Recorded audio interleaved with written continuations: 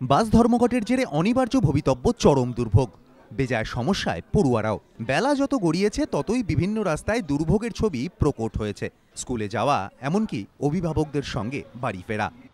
যেটা সমস্যা হয়েছে পড়ুয়াদের, কারণ আজকে বিশ্বকর্মা পুজোয় সরকারি স্কুলে ছুটি থাকলেও বেসরকারি স্কুলগুলো তো খোলা। স্বাভাবিকভাবে স্কুল পড়ুয়াদের এই সময়ে যাতায়াতের ক্ষেত্রে একটা মারাত্মক অসুবিধে হচ্ছে। সোমবার শহরে বেসরকারি বাস রাস্তায় নামেনি।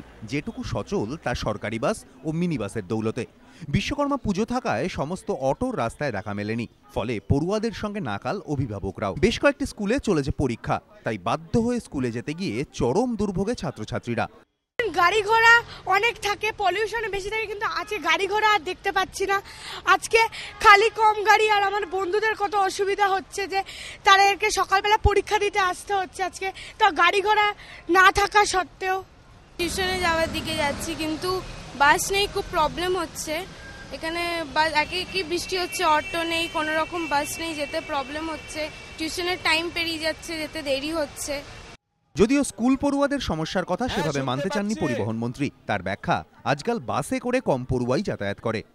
যেটা স্কুলের বাচ্চাদের ব্যাপারে, স্কুলের বাচ্চারা আজকালকার বাবা মারা কেউই আর এই বাসের ওপর নির্ভর করেন না। হয় পুলকার, নয় স্কুল বাস, আর না হলে বাবা মাদের অধিকাংশ এখন নিজেরা মোটর বাইকে করে বাচ্চাদের পৌঁছে দিয়ে আসে। তবে বাস্তব বলছে অন্য কথা। শহরে সাত সকাল থেকে ভর দুপুর পড়ুয়াদের যে করুণ মুখ ও বক্তব্য শোনা গিয়েছে, তা পরিবহন মন্ত্রীর মন্তব্য থেকে অনেকটাই দূরে। আজকে আমি কামারগাছি থেকে আসি, আজকে বাস নেই, তাই জন্য আজকে অটো করে এসেছি।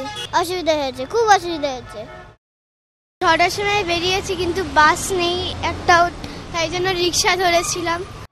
সোমবার সরকারি স্কুল বন্ধ ছিল, মঙ্গলবার থেকে সব স্কুলই খোলা। স্বাভাবিকভাবে পড়ুয়াদের বিড়ম্বনার যে ছবি ধরা পড়েছে শহরের নানান জায়গায়, তা মঙ্গলবার 16 কলা পূর্ণতা পাবে সন্দেহ নেই। কারণ বাস ধর্মঘট অনির্দিষ্টকালের। বৃহস্পতিবার আবার বিজেপি ও বামেদের ডাকা রাজ্য জুড়ে ধর্মঘট।